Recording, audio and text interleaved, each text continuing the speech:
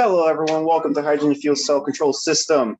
This is Team 7. Team 7 consists of Ishfar Ahmed, Javier Sodantes, Anthony Melgar, Abel Milano, and myself, Michael Peterson. Moving on to our outline. Here we got an introduction, motivation, objective, background, controlling and input and output, assumptions, mass balance equation, anode and cathode energy balance equation, input variables, output state variables, block diagram, methodology, results, discussion, and conclusion. As I stated before, we're starting off with the introduction. We got hydrogen fuel cells are starting to become more popular here in the United States. It's a cleaner source of electrical energy. Fuel cells are 2 to 3 times more efficient than fossil fuel. The control system is the backbone of a hydrogen fuel cell. Robust design of a control system is key into an efficient fuel cell. Precise control of the input of parameters, hydrogen and oxygen, is imperative for a wide range of power output. The primary focus is to control a hydrogen and oxygen system. Here's our motivation and objectives. The PID controller system is chosen to achieve the following: to solve multiple input and outputs of a fuel cell, state variable of 2 or more, identify what inputs and output state variables, provide mass and energy balance, input and output equations, input and output values, input and output plots for an open loop system, plot step function, plot response, and a design PID control to control the output voltage.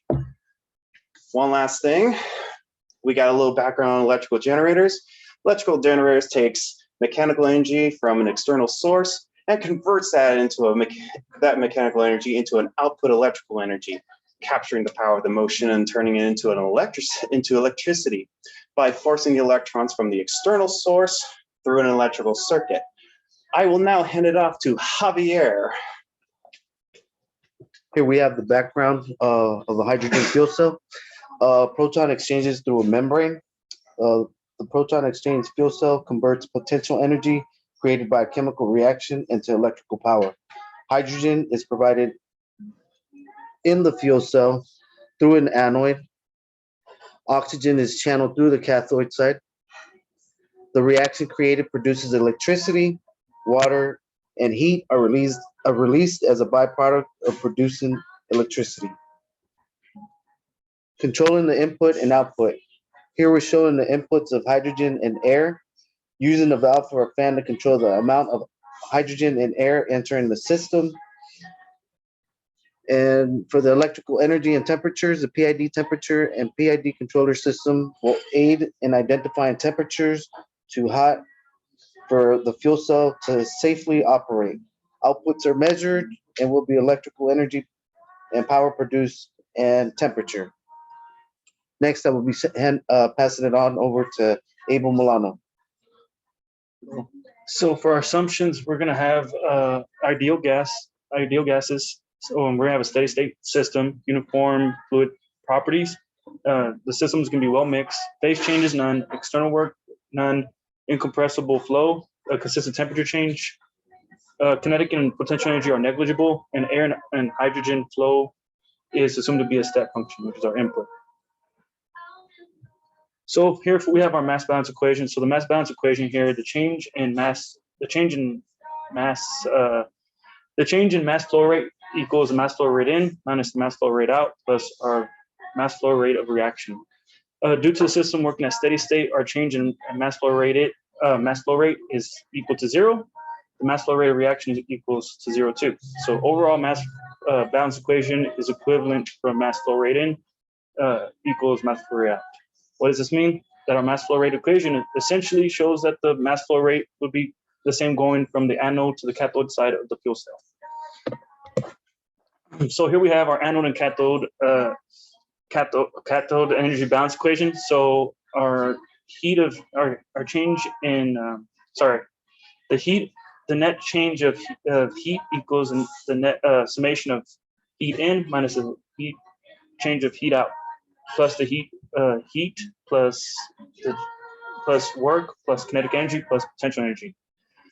As stated in the assumptions given in the earlier slide, work equivalent to 0. Potential energy and kinetic energy are negligible, so that's equal to 0. There's no work, and potential energy and kinetic energy, like I said, are negligible. So the equation would then become the net change in heat equals the change in heat in minus change of heat out plus the change plus the heat. So here on the right hand side we have what those values are for the input for the fuel cell and the output for the fuel cell, and this is what we're going to input into our equation here. So here we have this is more of a visual side of this energy balance equation. So here we have, you can see that that hydrogen in and the hydrogen in and oxygen in are equivalent to the heat of oxygen out and the heat of hydrogen out. So this is our equation. You can see this is just more of a visual of the previous slide. Now I'll pass it off to Ishfar Ahmad. All right, so over here, what we can see in our system is that we have our input variables. So one input variable is how, for the anode, there is mass flow rate of hydrogen that goes into it. And also for the cathode, the mass flow rate of air goes into it. So for our output variables, the output variables we have is the temperatures for the anode and cathode, our voltage, and our load current.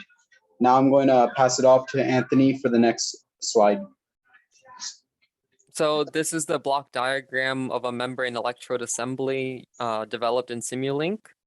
And in the center has the membrane electrode assembly with the gas channels on each side to supply the oxygen and the oxygen respectively.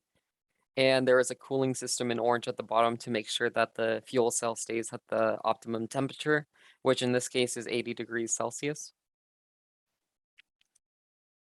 So for our methodology, the two important parts that we're going to be going over and trying to improve in the system will be the anode exhaust function.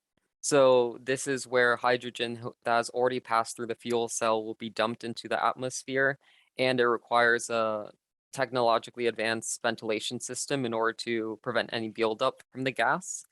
And by including a recirculation system so that it recycles into the own hydrogen tank, this will improve the cost efficiency and reduce the hydrogen use total by maintaining more hydrogen in the system.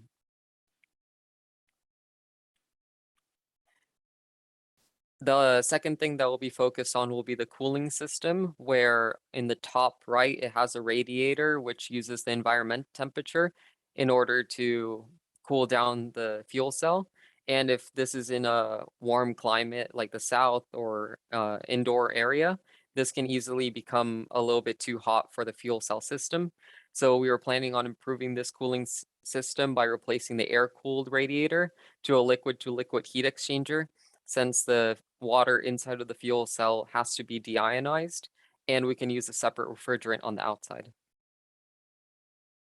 So for the results of the simulation, the stack temperatures have significant variations between the first 500 seconds of simulation while the controller tries to adjust for the different electrical loads. And there's a power output of 0 kilowatts due to changes in electrical load between 1,500 and 2,000 seconds of the simulation. However, the stack temperature only decreases by 5 Celsius, which means that it is maintaining the internal temperature. Furthermore, the fuel tank decreases in pressure from 70 megapascals to 63.2 and consumes a total of 57 kilograms of hydrogen over the 2,500 second cycle, and a total of 45.5 megajoules of energy was produced over the cycle. So for our discussion, it is determined that the temperature drops when changes in electrical load occur, and it can pick it up. It needs to be able to pick up those changes, since it will be wasting fuel if the temperature is not at the ideal point. Furthermore, it takes 500 seconds to compensate for the initial change in load and reach the desired 80 degrees Celsius, which is a very long time, and results in a lot of hydrogen being wasted during that time. Furthermore, there's a 6.8 megapascal in the hydrogen tank that produces additional work for the humidifier, and requires it to maintain a constant temperature and humidity to maximize efficiency. The maximum efficiency in this case was 82%, but the theoretical maximum are closer to 90 or 91%. For our conclusion, this project will design an architecture of a controller for a proton exchange membrane fuel system, and it will consider power management for different electrical loads like ramp or drive. It will maximize the efficiency of the fuel cell by optimizing the cooling system and maintaining hydrogen pressure. And it will obtain results from the simulation and equations to determine the flow of hydrogen needed, along with how much intake of air is required for the entire cycle. And thank you for watching our presentation. Thank you, everyone, for being patient and listening. Thank you.